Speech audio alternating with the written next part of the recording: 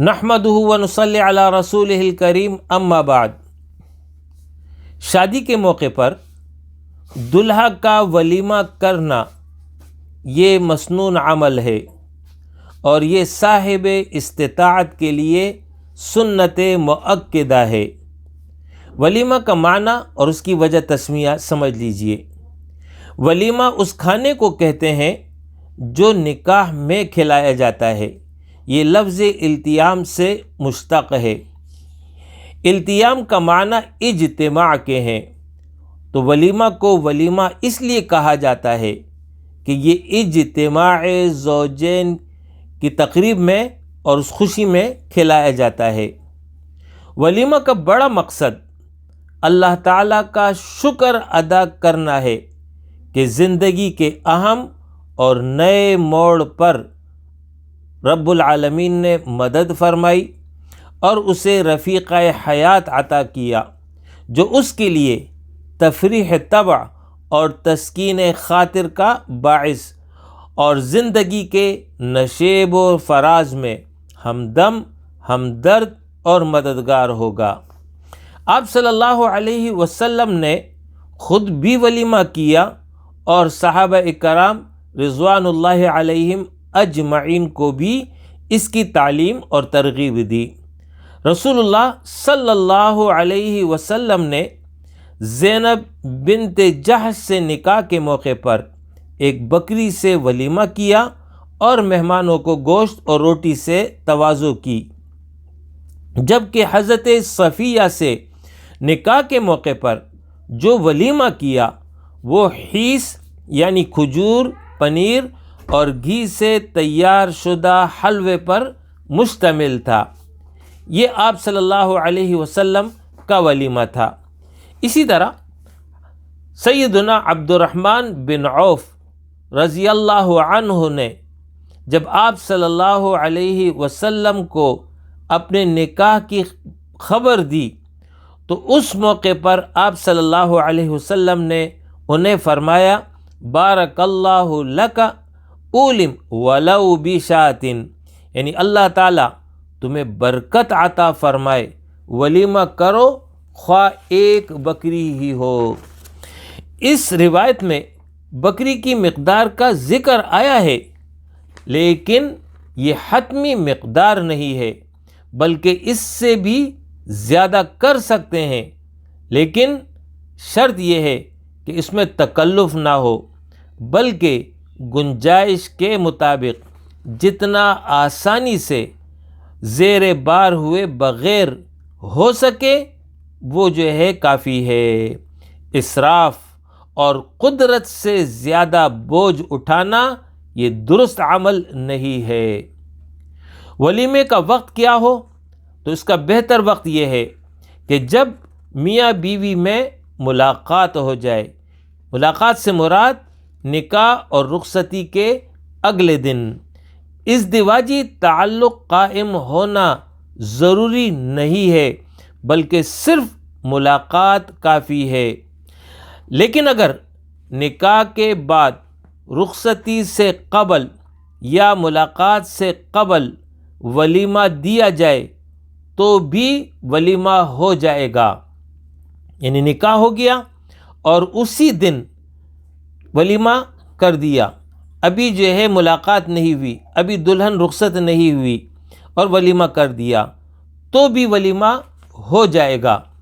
البتہ نکاح سے قبل ولیمہ نہیں ہو سکتا، یعنی نکاح بعد میں ہو اور ولیمہ پہلے ہو جائے تو ایسا نہیں ہو سکتا۔ نکاح کے بعد ولیمہ ہو سکتا ہے۔ نکاح کے بعد ملاقات سے قبل ولیمہ اگر کسی نے کر دیا تو اس صورت میں سنت ادا ہو جائے گی، لیکن سنت وقت ادا نہیں ہوگی۔ جیسے اس کی مثال ہے کہ مسواک کرنا یہ سنت عمل ہے، تو اب اگر کوئی برش کرتا ہے تو برش کرنے کے نتیجے میں مسواک کی سنت ادا ہو جائے گی، مگر سنت اعلیٰ جو خاص پیلوں کی لکڑی ہے اس سے مسواک کی سنت وہ ادا نہیں ہوگی جو برش کی صورت میں کر لیا. تو لہٰذا سنت سے برش پہ ادا ہو جاتی ہے اور سنت اعلیٰ کے لیے پیلو کی لکڑی کا ہونا ضروری ہے. اسی طرح ولیمہ نکاح کے بعد کر لیا تو سنت ادا ہو گیا، لیکن سنت کا جو وقت تھا وہ رہ گیا.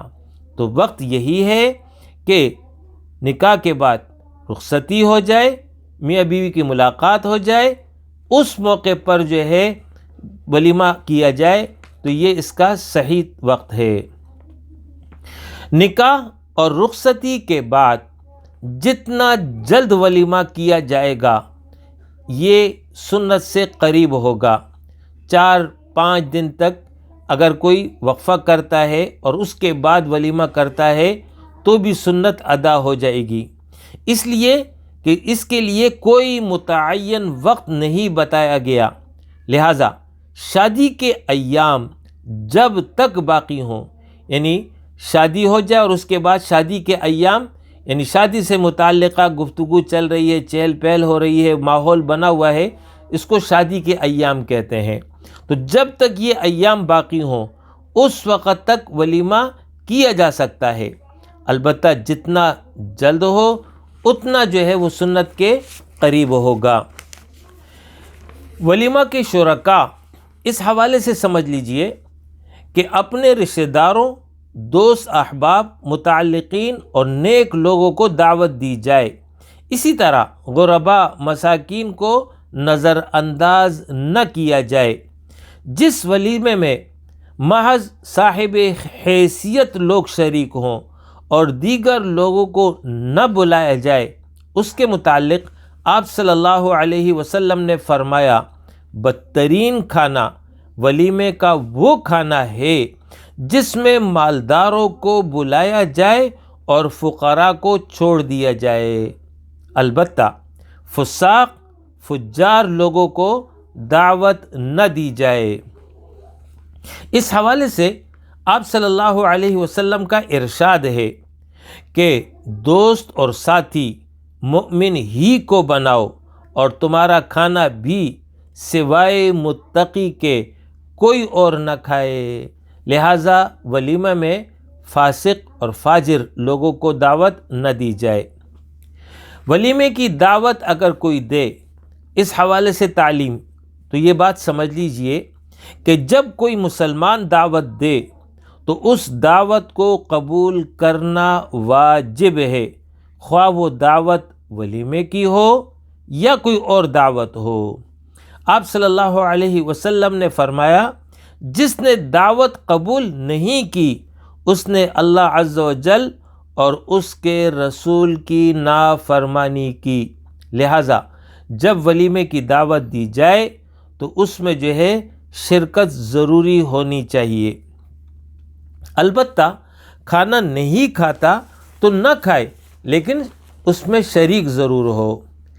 ایسی دعوت، ایسا ولیمہ کہ جس میں گناہ اور معصیت کے کام ہو رہے ہوں، مثلا وہاں پر مخلوط مجلس ہے یا گانا بجایا جا رہا ہے یا جو ہے اور گناہ کے کام ہو رہے ہیں، تو پھر اس دعوت میں شریک نہیں ہونا چاہیے.